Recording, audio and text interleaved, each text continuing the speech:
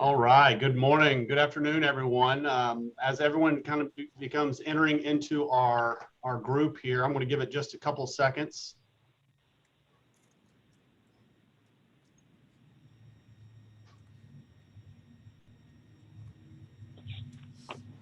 All right.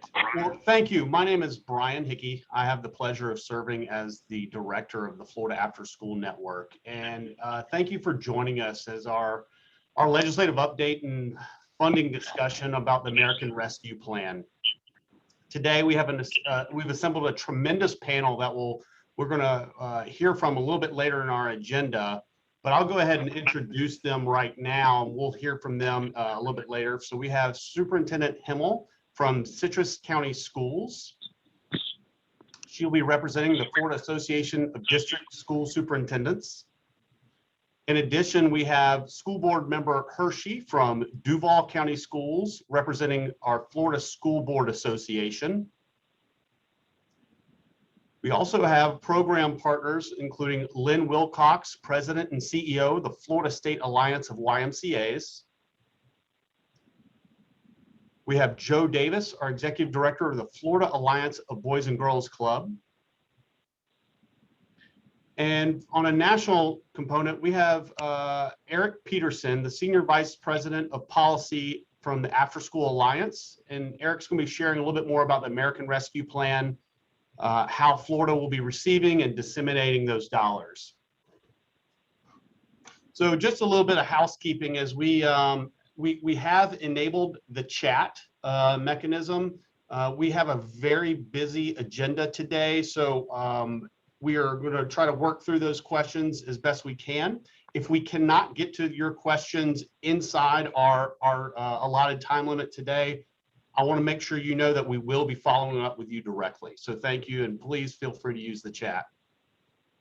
As I mentioned, we have a jam-packed agenda for you today, sharing on what took place or not took place in the Florida 2021 legislative session.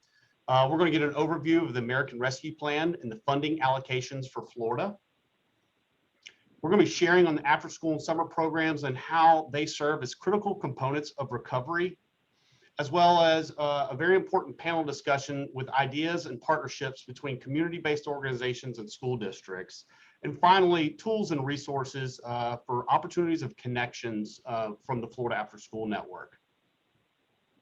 So we're going to go ahead and jump right into the legislative session and talk about a few of the legislative bills that passed in this 2021.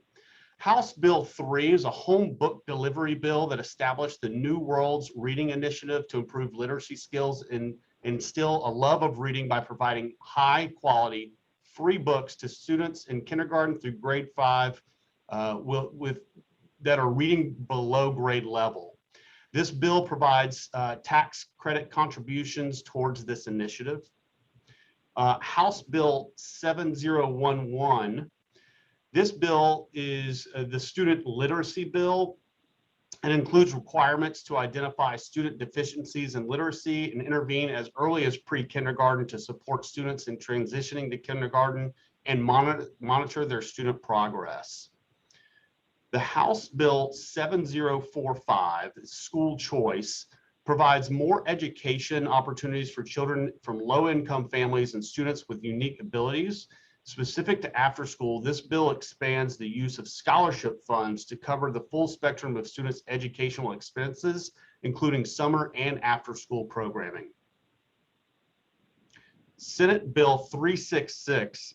So this bill enhances work-based learning opportunities for students. The bill provides protections for youth, including workers' comp clarifications, employment opportunities for programs to be reimbursed by the Department of Education. And that bill, that's been budgeted up to $2 million for those work-based opportunities. The bill requires the development of Pathways college credit programs as well. And so we're going to take a quick look at two bills that touched on after school and summer learning that did not pass. Senate Bill 10966, the screening of summer camp personnel. This bill was designed to provide certain requirements for summer day camps and summer 24-hour camps to meet minimum requirements, health, safety, and sanitation, as well as background screening, childcare screening requirements, and for registry with the Department of Children and Families so that they would be in compliance. This bill did not pass. There was a lot of support for this bill, but I think that there is the potential that something in this form may come back again in 22. House Bill 769, Summer Youth Service Learning Programs, creates summer youth service learning programs provided by DOE and employer student programs for provided funding and rulemaking. So both of those bills did not pass. But as we take a look at the budget, we are currently in a second session, a special session that is focused on the Seminole Tribe Gaming Pact. And a couple of the things that have been passed in the regular legislative session that you can see that the state of Florida has made investments in after school and summer learning in the areas of instruction and enhancement, mention and student assistant programs, juvenile crime reduction prevention programs, and childcare and in early learning. As I mentioned, we're currently in a special session. The budget has not been presented to the governor. Once that is presented, he'll have 14 days and must sign that by July 1st. I just wanted to make a quick note. Last year was obviously very unique circumstances, but Governor DeSantis, I just want to make sure that we understand that all of these things that have happened, last year he vetoed more than $1 billion. So that's something that we'll be keeping our eyes open for as we go through these processes and move forward.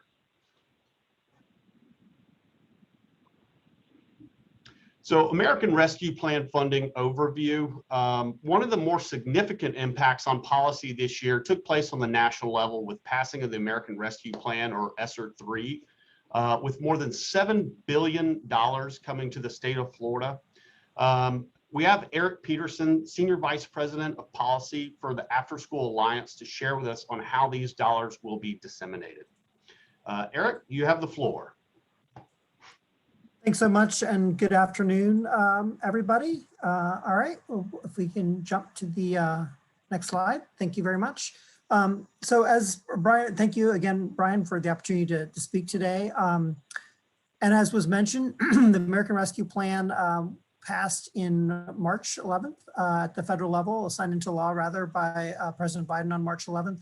This was the third sort of of three major federal COVID relief funding bills, the first one being back in March 2020, and the second in December, late December of 2020, and then this final one.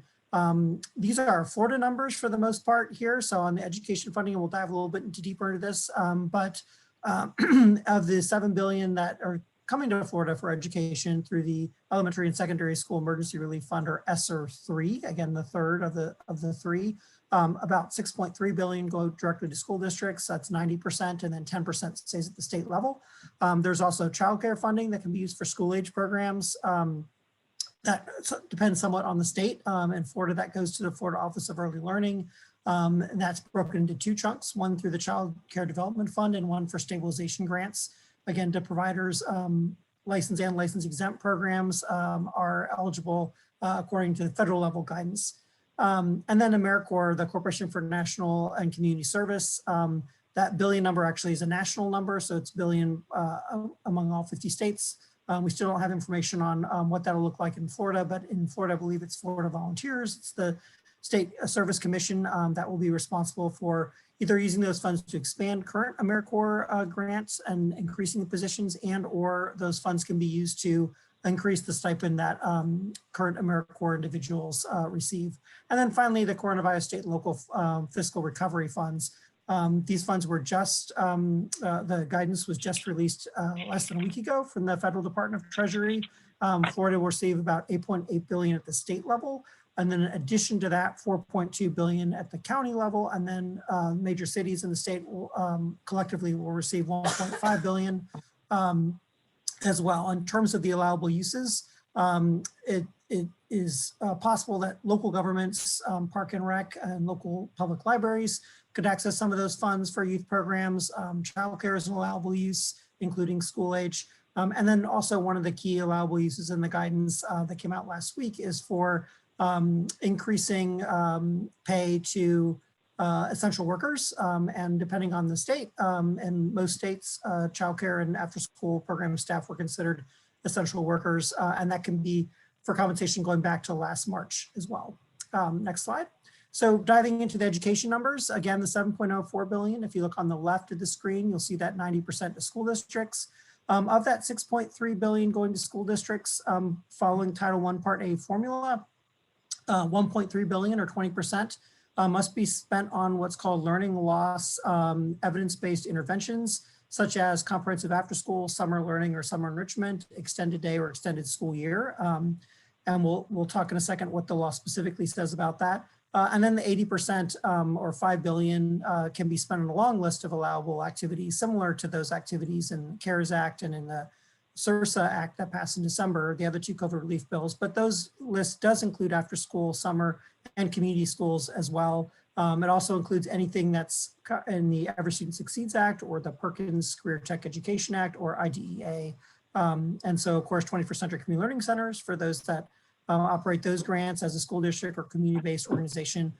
Because that's part of Every Student Succeeds Act, these funds can be used to supplement 21st Century grants as well. At the state level, about 10% or 703, sorry, 0.8 million that will stay at the State Department of Education. And of those, there's a number of set-asides according to the federal law for how those funds can be spent. Not one of these three boxes, but about 0.5% can be spent on administering these funds by the State Department of Education. 5% has to be spent on learning loss recovery, again, including after school, summer, extended day, extended year.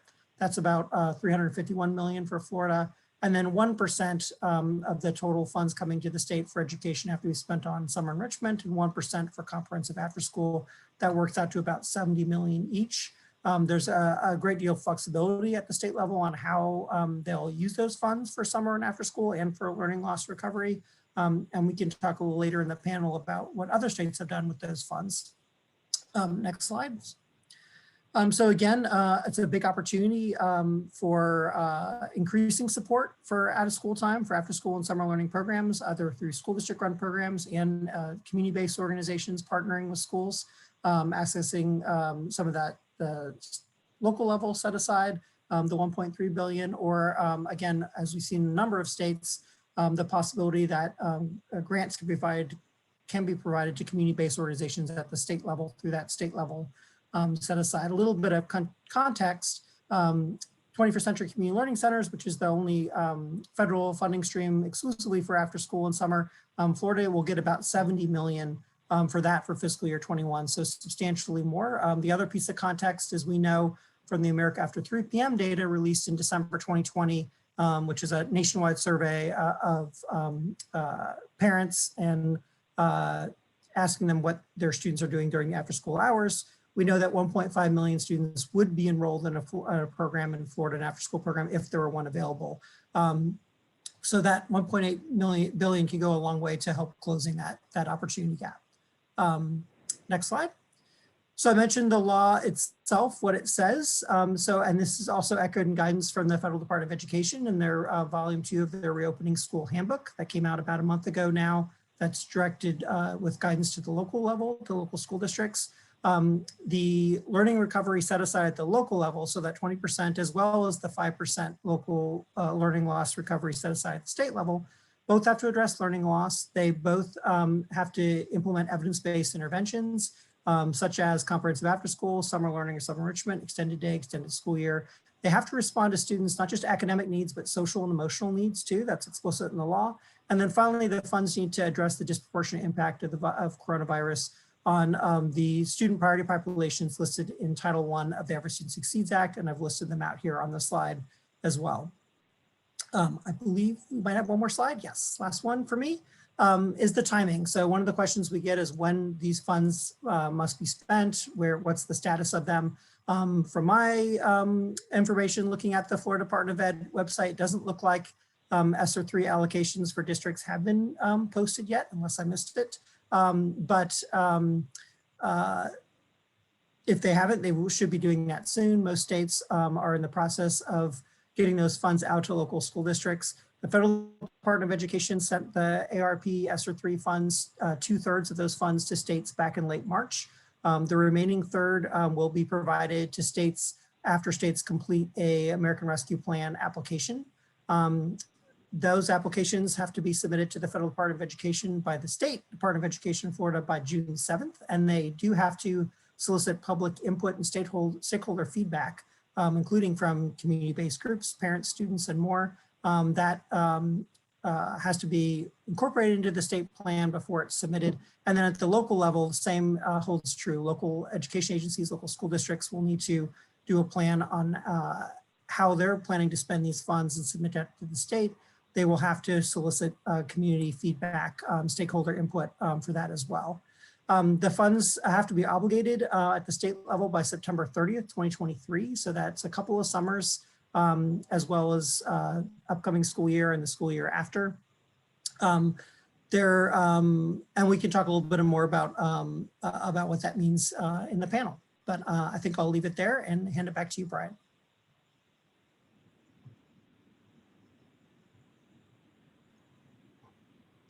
All right, thank you, Eric. That is extremely helpful to understand all of the different dynamics of the dollars, how they're flowing, and the reasons for it. As we look at the after school and summer learning as a critical component to recovery, I just wanted to touch base on a couple of things. And Eric, you've touched on this a little bit. So through the research of America After 3 p.m., we recognize that Florida is a top 3 provider of after school in the United States.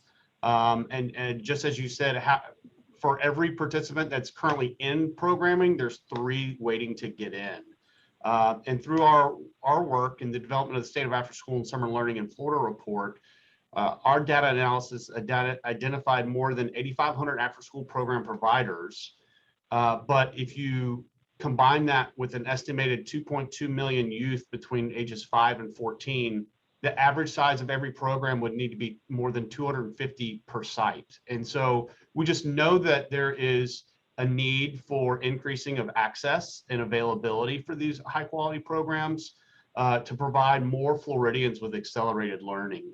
And when these youth are in these high quality programs, they are excited about learning with engaging programs. They are increasing their increased school attendance. Their risky behaviors are decreasing. Their academics are increasing, as well as they're strengthening their workforce development skills and of course their graduation rates. So as we can talk about this, the partnerships are really what's important that will help us lift up the advantages of the accelerated learning for those that have been adversely affected by the results of this pandemic. The community-based after-school and summer enrichment programs offer benefits to those that are most in need. And the access to communications and connections with families, the diverse prepared staff, engaged learning, and really just where we focused on what is the dollars going to be used for. It's going to be increasing their academics as well as their social emotional. So as we kind of start to transition to the benefits of the districts and understanding the access to various engaging spaces, whether it be parks, museums, recreational facilities, expansion of staff, whether you have a certified teacher assembled with social, emotional, and mental health supports that are provided from the community-based organizations, connections that the after-school programs bring with family engagement. And really, when we focus on these partnerships, one of the benefits that we see is really sustainable programming. We understand that these are not going to be reoccurring dollars. So when we work together, I think that is going to be the strongest asset for us to partner and move forward. So understanding this, let's kind of take a quick look at our, jump into our panel discussion. And we will then kind of ask a couple of questions to our panel. All right, so I'm going to start with our school districts and with Superintendent Himmel, followed by School Board Member Hershey. The first question, well, first of all, thank you for joining us. Really appreciate you guys taking the time out of your day and being a part of this. The question I have for both of you, and we'll start with Superintendent Himmel. There's been a lot of conversation around learning loss and growing our social emotional needs during the pandemic and isolation. In what areas are your schools and teachers seeing a need for additional supports for youth? And what gaps are you hoping for summer and after school programs to help fill? Well, thank you for allowing me to be a part of this. We've had many discussions in our district about what we call the COVID slide. So we've got plans in place, whether it's with our current money or ESSER money, on some of the camps and the programs that we'll be doing through the summer. One of the biggest issues will be to get kids to come.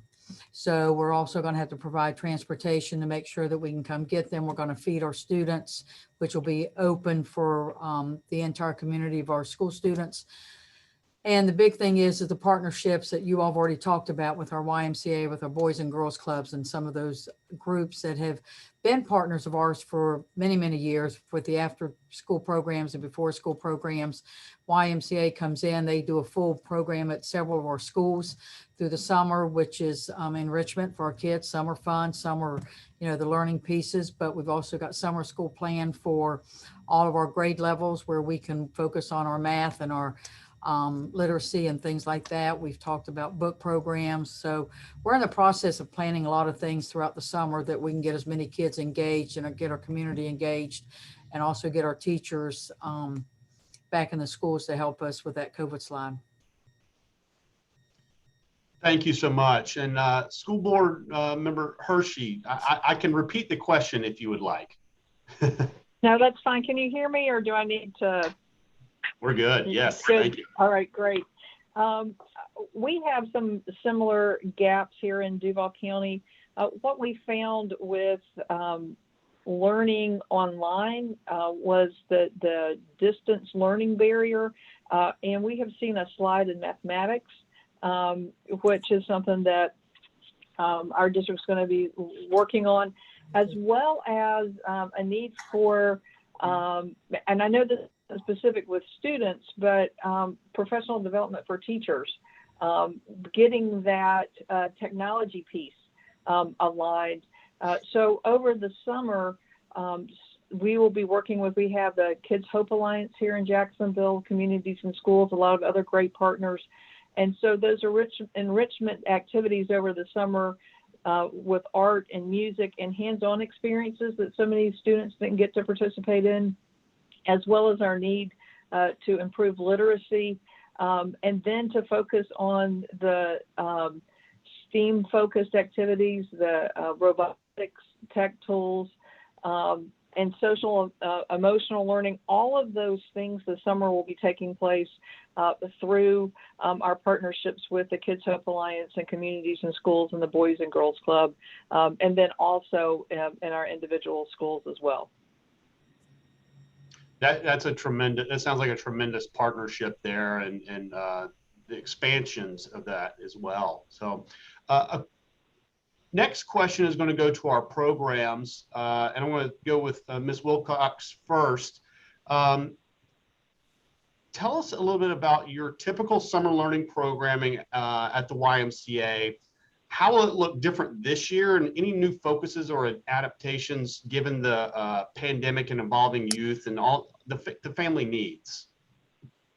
Thanks, Brian, for having us here today, and thanks, Superintendent Himmel, for mentioning that we partner with a lot of our school districts the typical summer is we try to help with the learning loss and the gaps that happen during summer.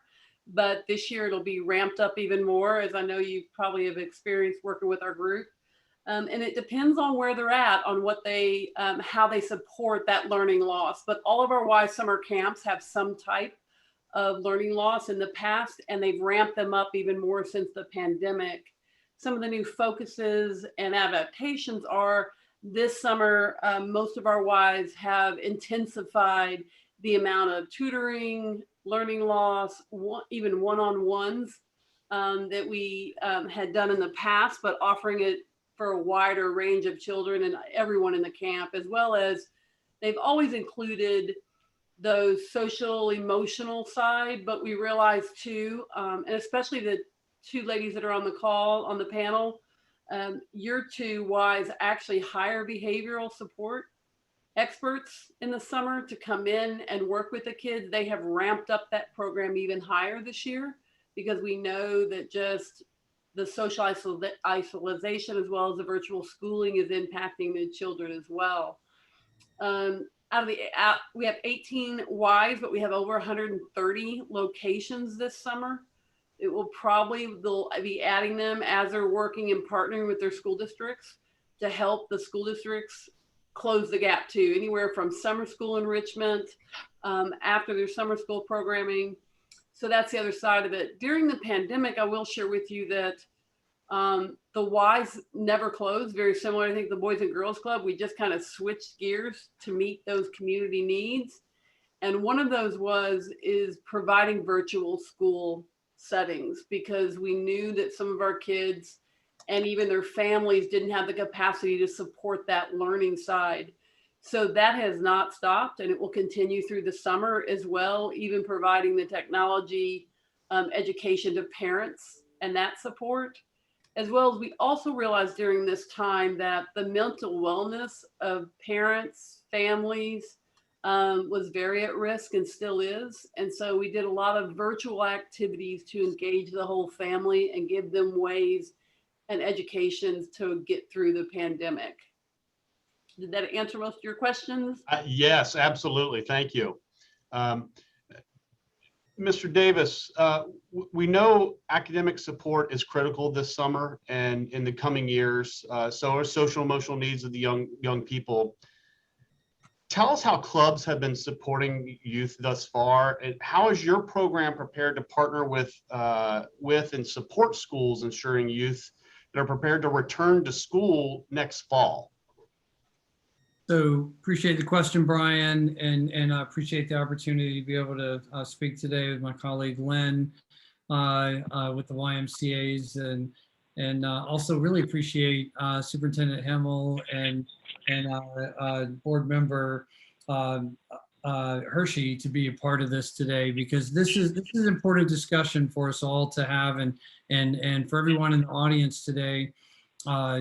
This is all great information, you know, to see how high quality after school programs are, you know, working as part of the economic and academic recovery process that this state is going through coming out of the pandemic. And so for Boys and Girls Clubs, we're really proud, similarly to the WISE, that when the pandemic hit, our primary focus was making sure that we got meals to kids and meals in the hands of kids. And I think that exposed a lot of issues in our state and how critical the need is to make sure that we have a pipeline of nutritional, you know, food available for our youth. And so we never closed as well. We had a focus on virtual learning activities during the hard shutdown, but that morphed into basically in June of last year, all of our clubs were open again physically.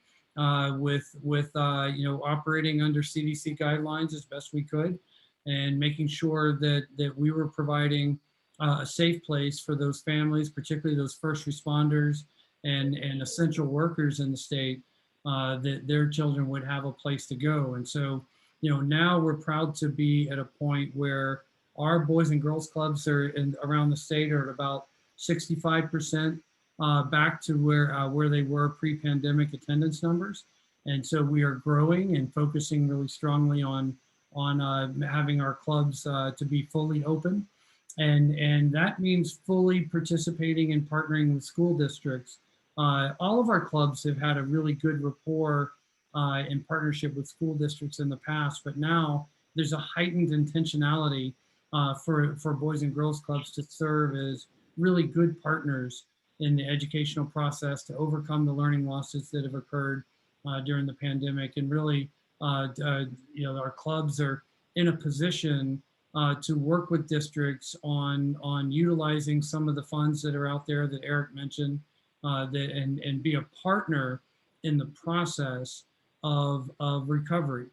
And we just had a study that is being finalized right now that was conducted by the Ounce of Prevention Fund of Florida that really shows that kids that participate in Boys and Girls Clubs have all the things, Brian, that you mentioned a little bit earlier.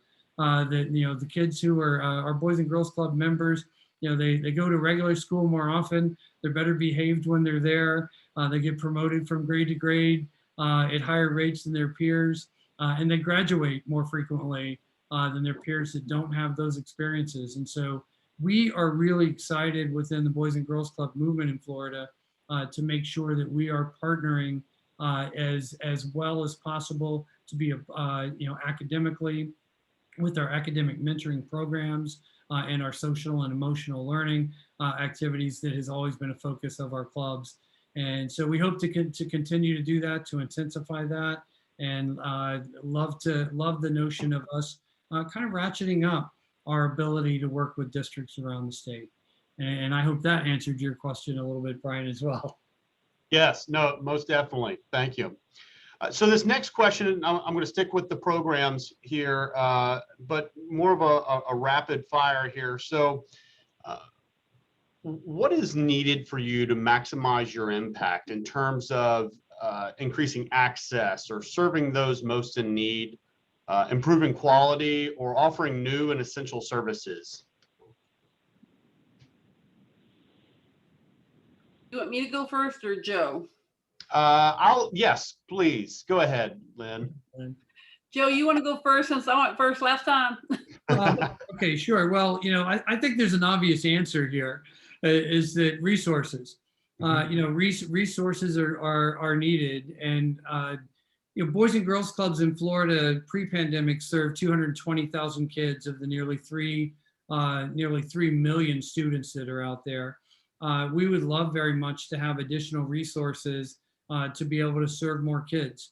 Our clubs have classroom style settings for our kids to, our Boys and Girls Club members to have classroom-like experiences. And we would love to hire more certified teachers within our clubs to be, to have more impact and really to be able to offer, in partnership with school districts, to be able to offer the curricula that a school district has identified, and convey those that messaging through certified teachers. And so I think that's really the big key is, additional dollars to be able to ratchet up the intensity of the academic programming that's available, utilizing school district curricula and utilizing certified teachers. Well, ditto to Joe on that one, because the Y's in the same boat as we assumed. But the other thing that we're really looking at to maximize is, like we said, about improving and continuing our relationships and partnerships with the school districts, but also looking for additional partners, not just leaving it to the school districts to fund, even though we know you've been given a lot. And our fear is, I'll be very honest, is that some school districts will decide to take it on their own. And we're hoping that between the Boys and Girls Club and the other agencies, community-based agencies, that they'll partner locally. But we're also looking for additional partners, like Feeding Tampa Bay is a huge example of how we've partnered with them to distribute it as well. So I think there's a lot of different ways that we can tap into those resources besides the federal funding that's coming down as well, to make sure the whole community is involved in it. So that's where we would look at maximizing, is not only the school districts, but as well as those corporate partners and community-based programming as well, to where we can come together and be successful for the future of our kids. And let's face it, our own communities. So. Great point. And I really love that because we all know these are not reoccurring dollars, and bringing additional partners, not just the community-based program or the school district together. This is going to take the corporate partnerships. This is going to take the philanthropic partnerships to sustain and grow and really make sure that these partnerships are continuing throughout. So thank you, Joe and Lynn. I appreciate that answers. Back to our districts, and I'll let School Board Member Hershey go first on this one. There are many opportunities given the American Rescue Plan to lean on and utilize the expertise and capacity of schools and community-based programs. How's your district considering partnerships this summer and over the next few years of recovery? Well, thank you for that. I will say that I noticed that Mike Weinstein with the Kids Hope Alliance is with us on this meeting. And I point that out because it was the Kids Hope Alliance a few years ago that really pushed the model for full service schools in Duval County. And so the goal for us is to expand the full service schools by offering the mental health assistance in all of our schools and have them be on site and not just a hub-based model. And that is certainly a partnership that we would work on through the Kids Hope Alliance. The other issue that we have addressed during this time is the need for technology and even food. We distributed a lot of food over the summer to students. Again, that partnership with the Kids Hope Alliance was very instrumental in the summer meals program. We were able to reach students to help meet those basic needs and give them the support that they needed with technology and online learning, and that's something that we're working to continue to expand.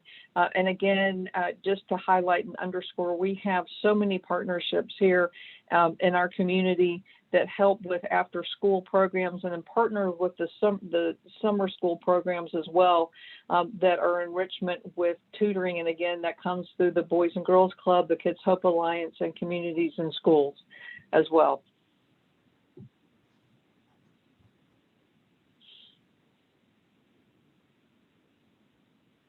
Thank you so much for that. I appreciate it. And Superintendent Himmel?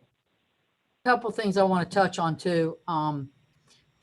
We have had in the past many years our good partnership with the YMCA and the Boys and Girls Club, and we meet with them on a regular basis. I see them in the community every single time we go out and those types of things. So every year I feel like that those relationships have gotten stronger and stronger. And now as we face this summer, we're in the process of, at the end of all of our assessments with all of our students, where we can start identifying the students in need that we need to get out and make that extra push with them to get them back to where they need to be. And we are relying a lot on the YMCA and the Boys and Girls Club as we try to expand those programs. And I will just tell you, it's a blessing to have them in the community. And when I think about the Boys and Girls Club, even our local Rotary clubs support the Boys and Girls Club. So they're the ones, and a lot of retired teachers are in there. They go out to the Boys and Girls Club, they tutor, they know that they're trying to ramp that up a little bit.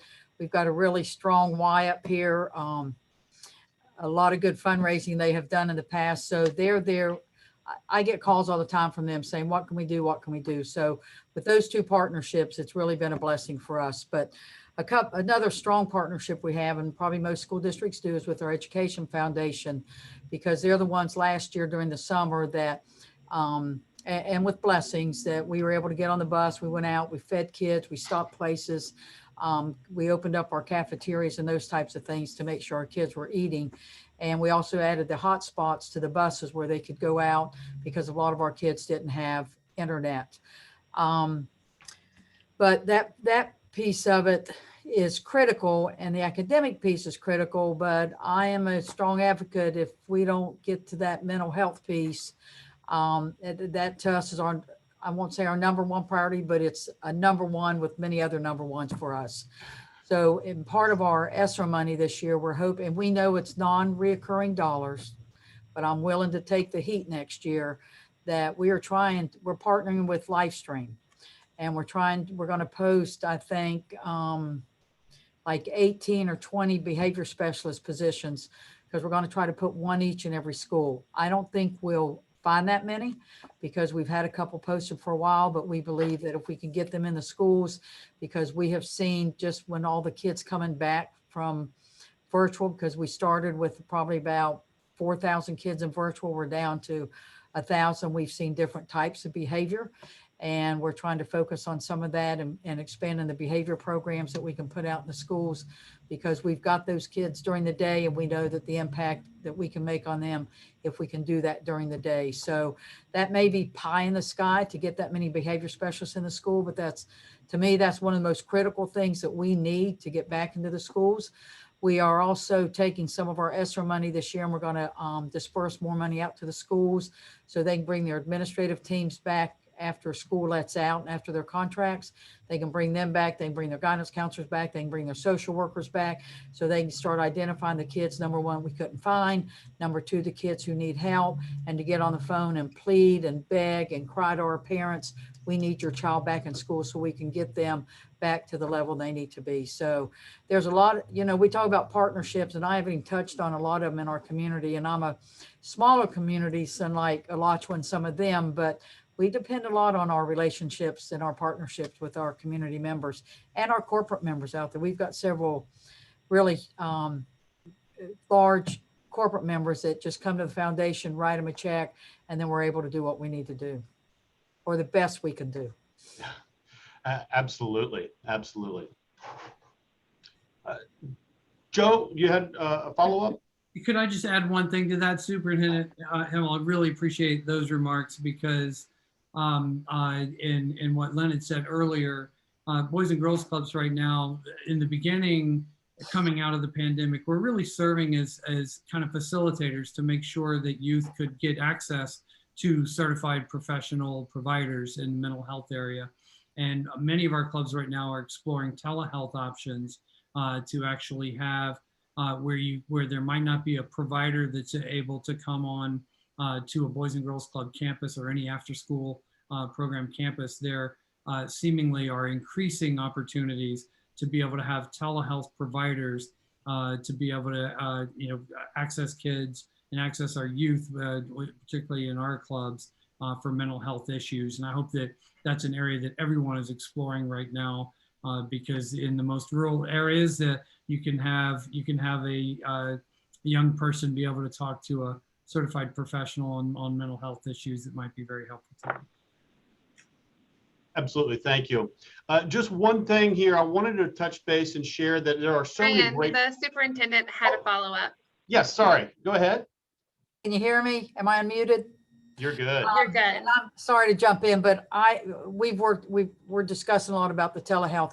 We also sent a survey out to all of our parents and our students with many questions on there, where it would lead to, if they needed help, they would have somewhere to call, because not only are we concerned about the students, but I'll tell you, we're as concerned about our staff as we are with our students when it comes to mental health, because this pandemic has affected a lot of people and our parents. So we're trying to reach out to everybody. I know our first group would be our students, but we are reaching out to everybody. So thank you for that reminder. That is a great point to not only the youth, but the staff as well. And I think that goes across all of our different departments that we touch on. I did want to share, as we talk about partnerships, and while we have the YMCA and the Boys and Girls Club, there are a lot of other great programs throughout the state. Some of them are localized in individual communities. Some of them do have larger, more regional or even statewide reaches as well. And while we couldn't expand the panel to the 30 or 40 that are out there, that's one opportunity for the Florida After School Network to be able to be a bridge between community partners and school districts and partners. A big thank you to No Kid Hungry. I know a lot of you have already mentioned feeding of youth. No Kid Hungry has done a tremendous job with more than $7 million in grants just last year, since last March. And so that they have done a tremendous job in focusing on the after school and summer programs and supporting those. we know, you're not going to learn if you're hungry, and that goes such a long way in supporting these families and youth during these times. So I did want to pose one other thing to Eric. One other question. You get to work with a lot of states. Can you share with us some insights that you're gleaned from conversations you've had, or how do you hope the forthcoming recommendations can impact summer learning, not just across Florida, but maybe the nation? Sure. Yeah. So it's one of the things I enjoy the most about my work. Based in Washington, D.C., mostly do federal policy, but been able to work a lot with a range of states and programs on implementation of the American Rescue Plan and the other two COVID packages as well. The good news is, I think, as you've heard today from this amazing panel of providers and school district officials, that states and districts are being innovative. We're seeing states make plans to use their state level after school and summer set-asides in order to provide funds directly to community-based providers in a number of states so that they can really be strong partners with schools. I think that goes a long way. We've seen that in Connecticut, Vermont, Wisconsin so far, and hope to see that soon in a number of other states. I think the needs assessment piece that was just brought up at the school district level of working with community partners and asking parents and students and those in the community what really is needed, because it certainly is different everywhere, and really honing in on the resources on those needs. We've seen programs look at possibly using American Rescue Plan funds to expand the number of 21st century community learning center sites. And states like Kentucky are looking at that, or where 21st century sites only fund during the school year, allowing the American Rescue Plan funds to open those programs during the summer, this summer. We've seen, as was also just mentioned, using the funds to expand community schools and to hire community school coordinators to work with community partners. We've seen a big emphasis on mental health supports in a number of states, and providing access to counselors during out of school hours, doing training for staff on trauma-informed approaches with the funds. And staffing has been a big issue in a lot of communities for summer programs in particular. We've seen AmeriCorps volunteers be used for that. Tennessee has a great program using prep students in the education schools at college level, training them to work in summer enrichment learning programs with community partners this summer. I think most encouraging to me is the recognition that came across, I think, loud and clear on this panel, that accelerating learning is more than just the academics, that's a key piece, but that the social and emotional aspects, the engaging activities, the building relationships between students and mentors and peers, all that's critical to helping students get back on track. And then the last thing I'll add is just a thought on the sustainability of programs and this sort of the one-time funding issue. I think it's important to keep in mind, and I think we all on this panel have said this one way or another, the funds can be used over the next 3 or 4 years. And for a student who's just entering high school, making that transition from 8th to 9th, that's essentially their whole high school career. So they could really be positively impacted by these investments in federal funds. And so I would hope that all of us, whatever level, state, local, national level, are bold in thinking about these investments and don't shortchange students because we're worried that, we won't be able to continue this through. I think if we all do a good job and we have quality programs, then the political will be there to ensure that we continue these programs, that students continue to be invested in because the impacts can be tremendous. Thank you, Eric. That's a great point. All right, so we're going to go a quick rapid round here. One question for everyone, 30-second answer.